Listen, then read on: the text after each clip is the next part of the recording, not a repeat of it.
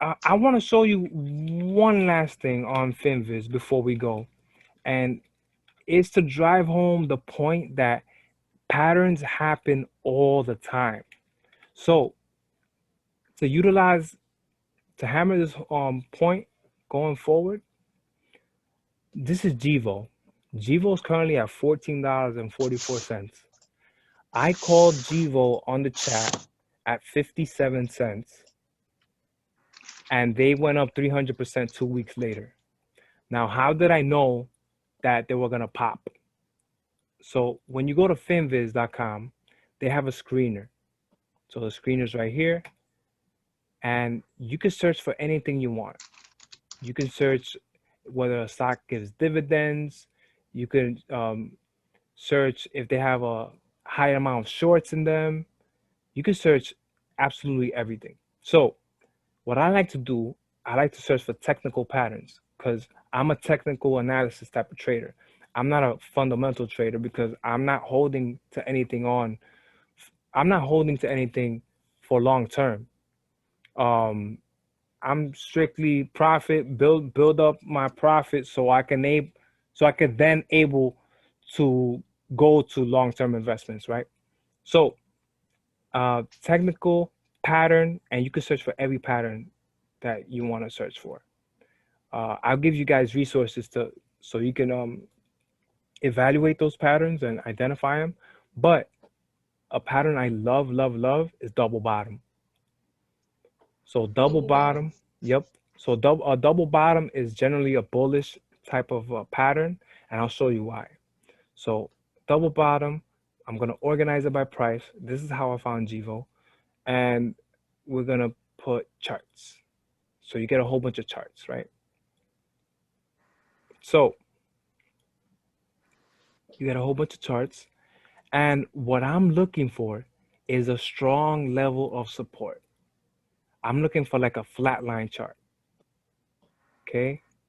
So the reason why it's double bottom is because it hits the bottom twice, right? And generally, when it hits the bottom twice, you get like a W shape and then it goes up. That's the general pattern. So what I'm looking for is something that is like a flat line chart. Now, I currently don't see any at the moment. So I'm gonna go back to Thinkorswim and go back to that date and show you guys how I spotted GEVO and why that pattern comes up all the time. So Thinkorswim, I'm gonna go to GEVO. We're gonna go to the daily chart, and the stock went up so much that you gotta like zoom in to find it when it was at 57 cents. Double bottom. So look at this. So when I saw GEVO, it was like around here. So first thing I noticed in this double bottom chart, look at the flat line. This is why I drew this trend line to visualize the support level.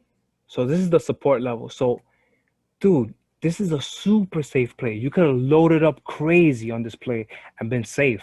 Could have loaded up like 30 racks like I should have done. But I was thinking about opportunity cost. I was impatient because I hated my job. Now I could deal with my job because that's another story. But um, I'm patient now, so I'm able to not be emotional, not be impatient. So first thing I saw is a flatline chart. I like that. Now it dropped dramatically from $1 all the way down to 46. So first thing we ask ourselves is why? Why did it drop down?